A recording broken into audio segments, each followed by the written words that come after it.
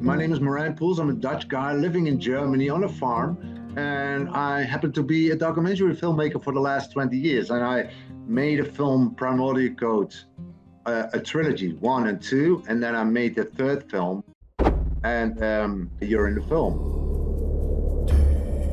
It's puzzling why lots of ancient sites are following a straight line over thousands of miles. The geomagnetic field creates more focused places within that field than other places, and hence you get a line. The ley lines remind us it's alive, it's living, it's not just barren rock. Graag de schatkamer laten zien met de oude teksten. You've probably heard this idea as above, so below, that everything is connected between the greater world, the macrocosm, and the little inneres Wissen mit, was die Astrophysiker sagen, das ist purer Sternenstaub. Wir sind ja gemacht aus dem Material sozusagen. We're not what we think we are, and the world is not what it seems. It's starting to get creepy. Are you excited about the movie coming out? Is that do you get excited? Relieved, because I finished a project which was, for me personally, mind-boggling. It's changed my world upside down. I'm happy with the film, right? And I think it's the most important thing, that I can stand behind my story. And, you know, there are always people who love it, and there are always people who hate it. And I think a good documentary have both of these aspects, right? Because that's the reason we're making documentaries, to, you know, go to the edge of a story and, you know, see where the fringes are and try to activate a debate or a discussion about these topics. I don't know what this film is going to do. And the previous films were quite successful, because talking about pyramids, talking about, you know, it's all like sort of that Indiana Jones stuff, which everybody loved. But this is a deeper level of investigating the same pyramid stuff, the same, you know, a pagan side stuff. But we're talking about energies which you can't see, and often you don't feel them or you don't recognize them as an energy. So in that sentence, it's very hard to make an adventurous story about it. But I think I succeeded in, you know, telling a story to the people that there is more, much more. And once you open that perspective, you will see the world and you experience the world much different. And you notice, as you said it in the film, that the whole world around you will change. And I think, you know, I can only speak for myself, but what it did to me, I hope that will be doing for the people as well, for the viewers as well.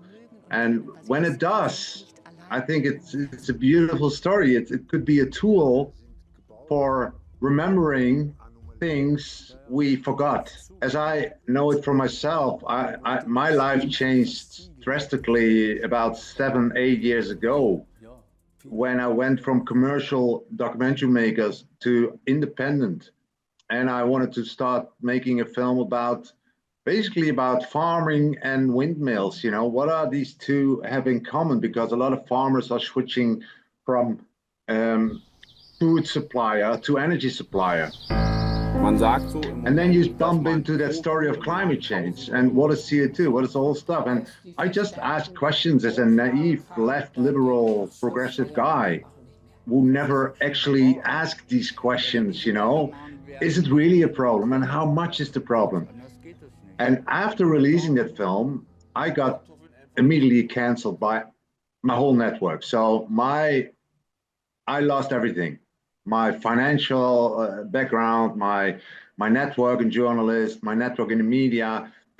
And that was a very interesting thing, that I started to notice, wait a minute, what did I do? And I didn't do anything wrong. I just, you know, went to two perspectives and bring them in a film, but that was dangerous. In that moment, I could be a victim, or I could stay the documentary maker I am and just, you know, try to investigate what is going on. And then you go deeper, and then you notice, and this is the most awakening thing for me, that my self, my being, was just a political construct of emotions and thinking. I was Marijn Poels, the one created by the narratives outside of me. You know, the narratives of fear, fear for war, fear for climate change, fear for Putin, fear for whatever. I don't say you don't have to be fearful for that, but I notice that, okay, there is a narrative pushed upon me, which changed me so drastically that I don't see myself anymore in this chaos, almost a sandpit of fear and confusion. And I started to make films about, of course, about polarization, about the solutions about our changing climate, but that doesn't bring me as a person further. So I need to go deeper. We know that there are narratives paid by business models to convince us to buy something, whether that is fear or just toothpaste, I don't care. But there are narratives pushed upon us. And so the question is, so there are a lot of lies in the world, you know, and I think we are all sort of paused in life, and we're not looking further or deeper because we are paralyzed by fear, politics, that construct. And I thought, I need to go away from this. I need to find tools for people to step out of the fear and look at ourselves at the first place. And because I was very much sure that when I change, I can inspire my wife, my kid, you know, and I think this is the most achievable goal a human being can have in this world, in this life. And it's so much easier to change from within. That was the main lesson for me, to start digging in these stories from who are we and what are the energies influencing us, and who am I, and what am I? What is my contribution to it? And I think you are explaining it very clearly and very, you know, I don't know what you have, what others not have, but I felt like, you know, in this world of where we are right now, right, talking about these energies, ley lines, energy lines, pagan sites with energies, you're meeting a lot of gurus or self-pretended gurus. And most of the time you are searching for answers in this field because you are having difficulties to find the truth. So you are, well, spiritually not very stable. That's the reason why you're searching. And in that period, it depends on how unstable you are, but in this period, you can easily be directed by a false guru, which leading to ayahuasca, you know, all these kind of things, which probably are not bad, but you can stick in that mode of being an eternal seeker, because it's very nice to use ayahuasca and see, you know, 300 different worlds. But the question is, what does it bring you? And so there are a lot of self-pretended gurus. And I was in search of someone who looks like an accountant, but can tell me in a very Dutch way, which is very direct and no, you know, just with common sense, okay, where am I looking at? How can I use it? And there I found you. I was already following you for 2 or 3 years, I don't know.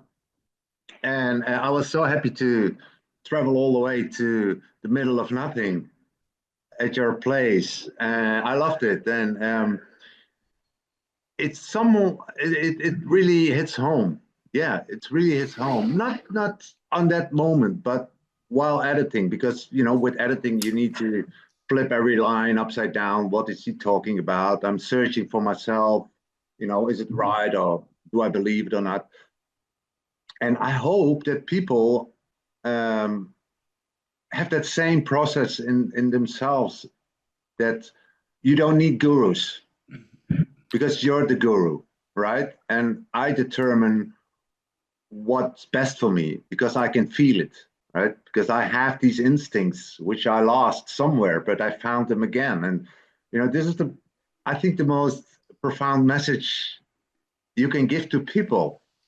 This is, for me, the message I want to, you know, I'm standing for, and I'm proclaiming in this film that, you know, don't look at yourself as a victim. Don't look at yourself as a political instruct. Break the political construct and try to find yourself, and don't lose yourself in finding yourself, because, you know, and I think that's a beautiful time we're living in. And we the whole time, this whole era where, you know, there is a lot of darkness going on, and it's sometimes pretty hard to deal with it when you're part of that political construct as well, because you're earning money.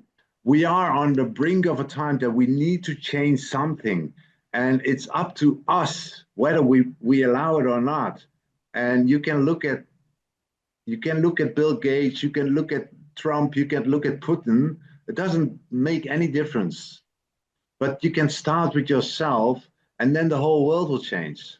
And it's pretty amazing to experience that whole thing, that it does change. Really, it does change.